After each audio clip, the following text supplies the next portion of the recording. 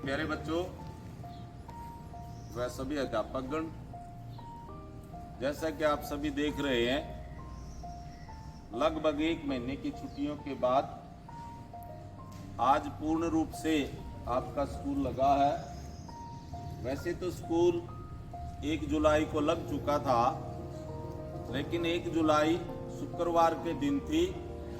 बच्चे सोचते हैं कि आज शुक्रवार है, शनिवार है, आगे इतवार है, कोई नानी के गया हुआ, कोई इधर बाहर गया हुआ, कोई घूमने गया हुआ, तो वो आते नहीं है उस दिन। उसी तरह स्टाफ भी कई बार अपने एडजस्टमेंट करता है कि 1 दिन की छुट्टी ले लो, 2 दिन की मिल जाएगी। लेकिन आज सभी बच्चे स्कूल में उपस्थित हैं और आप देख रहे हैं सभी अध्यापक भी उपस्थित हैं। तो प्यारे बच्चों, छुट्टियां जो होती हैं, गर्मी की छुट्टियां होती हैं, ये एजुकेशन का और मौसम का तालमेल बना करके ये एडजस्टमेंट होती है।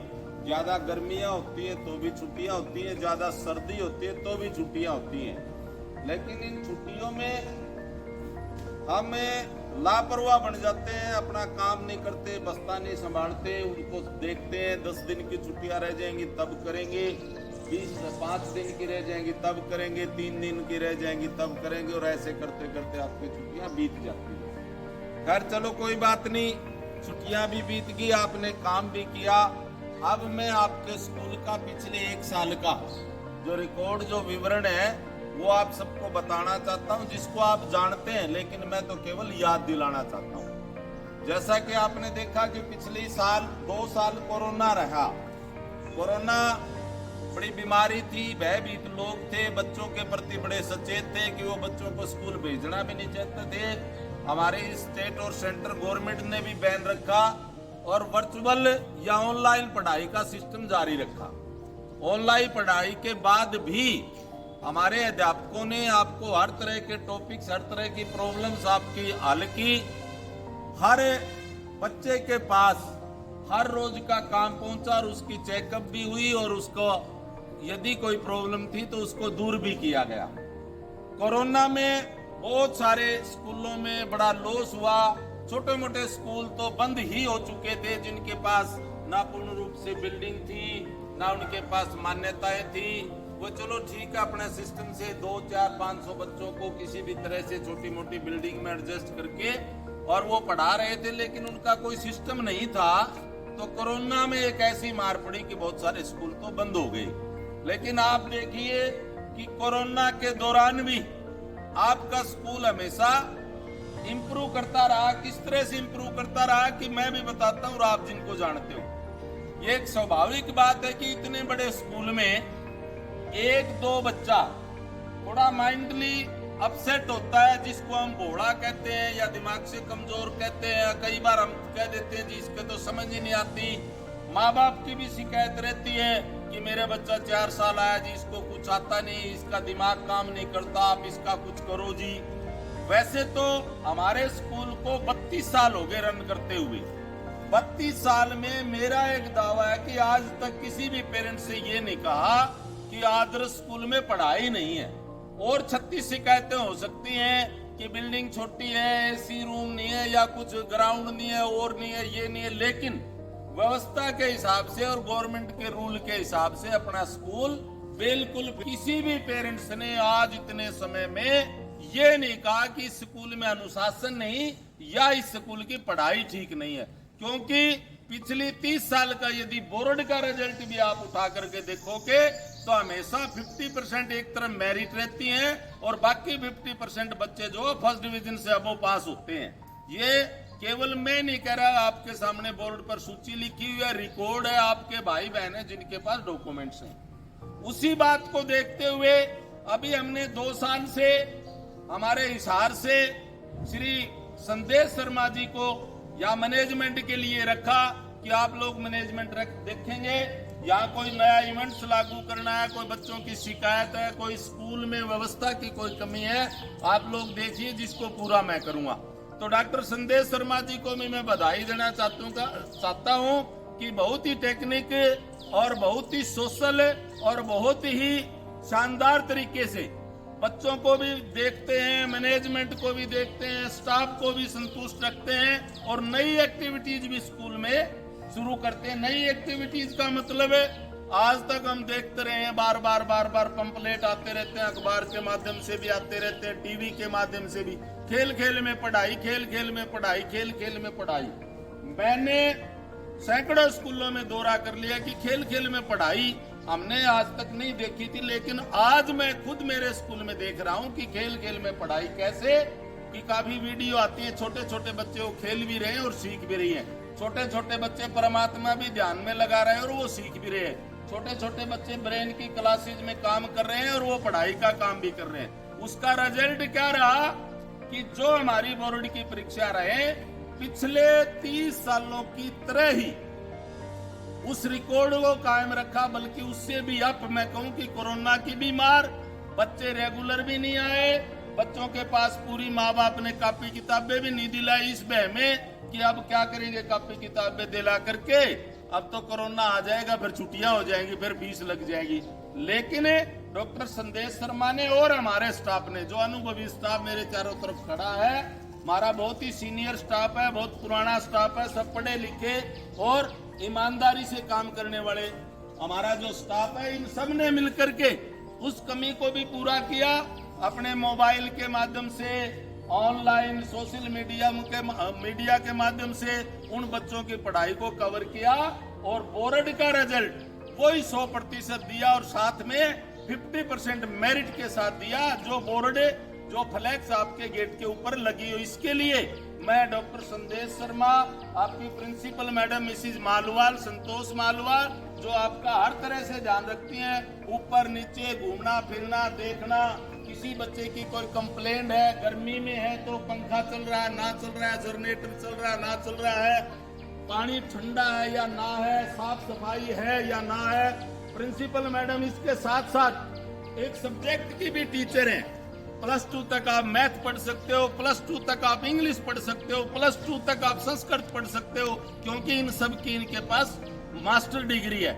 तो इन सारी चीजों के साथ विशेष करके मैं प्रिंसिपल मैडम का, हमारे डायरेक्टर सर डॉक्टर संदेश शर्मा का और सभी स्टाफ का एक बार पुनः धन्यवाद करता हूं कि कोरोना की इस मार में हमारे इस रिजल्ट को, हमारे स्कूल के स्टैंडर्ड को, स्कूल के रिकॉर्ड को कामयाब रखा।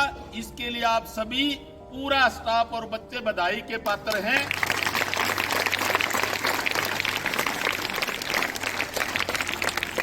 अब मैं बात करूं एक नए इवेंट्स की।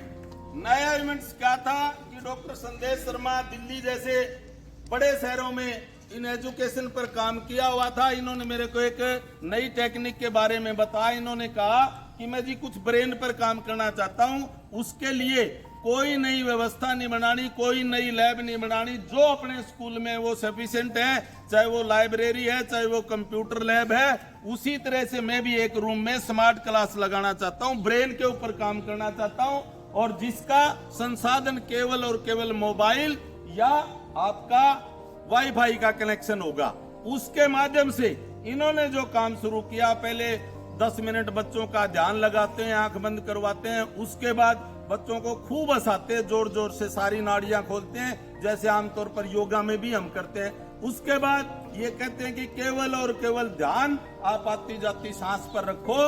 उसके बाद फिर ये पढ़ाई के जो इवेंट्स बताते हैं, पढ़ाई के जो तौर तरीके बताते हैं, उन पर मैंने ये माना कि आज हमारे वो बच्चे जो स्कूल में 2-4 बच्चे मैं कह रहा था कि या तो वो शरारती होते हैं या वो भोड़ेपने में होते हैं, या कई बार माँ बाप या अध्यापक भी कह देता इसका दिमाग नहीं चलता, इसका दिमाग नहीं चलता। मैंने आपको कहा कि 32 साल में किसी माँ बाप ने ये नहीं कहा कि पढ़ाई या नहीं होती, ये जरूर कहा कि हमारे इस बच्चे का दिमाग नहीं चलता। मैंने उन बच्चों को भी डॉक्टर संदेश शर्मा की और प्रिंसिपल की मेहनत और इनके तालमेल से ये देखा कि वो बच्चे भी इंग्लिश टू इंग्लिश टॉक कर रहे हैं।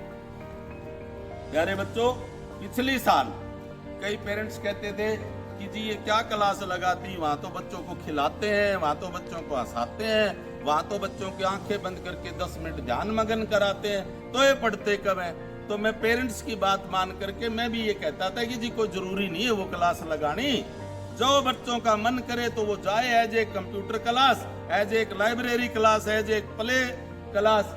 तो वो पिछली साल यूं चली गई। लेकिन मैंने ये देखा कि वो बच्चे जो ब्रेन की क्लास में गए, जिन्होंने रेगुलर क्लास ली, कि वो आज पूरे स्कूल में होशियार इंटेलिजेंट जिनको हम कह सकते हैं वो बने। और बोर्ड की जो रिजल्ट थी उनमें उन बच्चों का रिजल्ट आया जिन बच्चों ने उस ब्रेन क्लास में अपना ध्यान लगाया और उसके अकॉर्डिंग अपना काम किया। ये मैं नहीं कहता, बोर्ड का रिकॉर्ड कहता है कि हमारे बच्चे 90-92% तक जो नंबर ले रहे हैं। तो आज मैं आपको एक कहना चाहता हूं कि जिस तरह से प्रेयर होती है, अभी प्रेयर हुई है 15 मिनट की, बहुत बढ़िया, परमात्मा के प्रति श्रद्धा, आंखें बंद रही, प्रार्थना की, भजन किया। सब बच्चे मैं देख रहा था, LKG और UKG बच्चे भी कृष्ण राम के गीत के साथ ऐसे ऐसे क्लैपिंग धीरे धीरे से कर रहे थे। तो बड़े बच्चे बड़े ध्यान से बैठे थे। तो आज मैं ये जरूर कहना चाहूंगा कि इन छुट्टियों में आपने छुट्टियां कर ली, आप घूम फिर लिए, नानी घर गए, घूमने गए, इधर गए उधर गए। स्टाफ जो है उस ब्रेन क्लास में है क्या, उसकी खोज में लगा रहा और पूरे 1 महीने वो सब ब्रेन क्लास की जो है वो क्लास से अटेंड की। और आज ये सारे एक्सपीरियंस होल्डर हो चुके हैं, सबका एक्सपीरियंस हो चुका है। और आपको ये खेल खेल में आप पढ़ाते हैं, साथ में पढ़ाई भी, साथ में सिलेबस की किताबें भी। मैं एक बात और आपको कहना चाहता हूँ कि किताबों का बहुत सारा बोझ हमारे स्कूल में नहीं है। हमारे स्कूल में वही किताबें हैं जो स्कूल से, सरकार से अथोराइज्ड किताबें हैं और बहुत कम सिलेबस है। वही सिलेबस है जो बोर्ड निर्धारित करता है। 2 दिन पहले मेरी बोर्ड चेयरमैन से भी 3-4 घंटे लगातार मीटिंग रही बोर्ड के अंदर। तो उन्होंने भी हमें बताया कि काफी सारे स्कूल तो जो है बच्चों के ऊपर बस्ता इतना लाद देते हैं कि बच्चा उस बोझ के नीचे दबके रह जाता है। लेकिन आप सिलेबस की किताबें पढ़ाएं और उतना ही पढ़ाएं जितना सिलेबस निर्धारित है, उसी से बोर्ड पेपर लेगा। तो मैं तो ये कहा कि हमने तो जी 30 साल में पहले से ही ये रिकॉर्ड कायम कर रखा है कि हम फालतू की ना किताबें लगाते, फालतू का बोझ बस्ते का ऊपर नहीं डालते। तो प्यारे बच्चों, आज एक बार पुनः इन बातों को मैं आपको बार बार बताता रहता हूं कि स्कूल में देखिए, एक बार मैं संदेश सर को कहूंगा कि स्टाफ की तरफ दिखाएं कि आप स्टाफ चेक करिए, स्टाफ कितना स्टाफ आपका यहाँ खड़ा है। और सारा स्टाफ हमारा वेल एजुकेटेड है, सारा स्टाफ हमारा एक्सपीरियंस होल्डर है। किसी को यहाँ 18 साल हो गए, किसी को यहाँ 20 साल हो गए, किसी को यहाँ 15 से 12 साल हो गए। और अब और नया स्टाफ मिला डॉक्टर संदेश शर्मा जैसा। तो मैं भी अपने आप को गौरव महसूस करता हूँ कि ये संस्था आपकी इसी तरह से दिन दुगनी रात चौगुनी तरक्की करती रहे। और आपसे एक वायदा करता हूँ, स्कूल मैनेजमेंट में आपकी प्रिंसिपल मैडम 25 साल से जो यहाँ आपको देख रही है, आपको संभाल रही है हर तरह से, मेरी ख्याल से पेरेंट्स की कोई शिकायत प्रिंसिपल मैडम की ओर से आज तक नहीं आई। उसके साथ ही डॉक्टर संदेश शर्मा हिसार से आपको यहाँ पढ़ाने के लिए आते हैं, यहाँ समझाने के लिए, यहाँ आपकी व्यवस्था देखने के लिए आते हैं। बाकी हमारा स्टाफ जो है आसपास का, ये सारे मिलकर के आपको उन ऊंचाइयों पर लेके जाएंगे कि एक दिन हरियाणा में टॉप रहेगा तो आपका आदर्श सीनियर सेकेंडरी स्कूल खानक रहेगा। इन्हीं उम्मीदों के साथ मैं मेरी तरफ से आपको एक वायदा करता हूँ कि स्कूल में किसी संसाधन की कमी है, आपके कमरे में पंखा नहीं चलता मुझे बताएं, आपको पीने के लिए पानी ठंडा नहीं मिलता मुझे बताएं, यदि आपके ऊपर जनरेटर नहीं चलता, बिजली चली जाए तो आप मुझे बताएं, आपके लिए कन्वेंस बस की सुविधा ना हो तो आप मुझे बताएं, आपको पार्किंग की, घूमने की व्यवस्था ना हो तो आप मुझे बताएं, लैब और लाइब्रेरी कंप्यूटर लैब की व्यवस्था ना हो तो आप मुझे बताएं।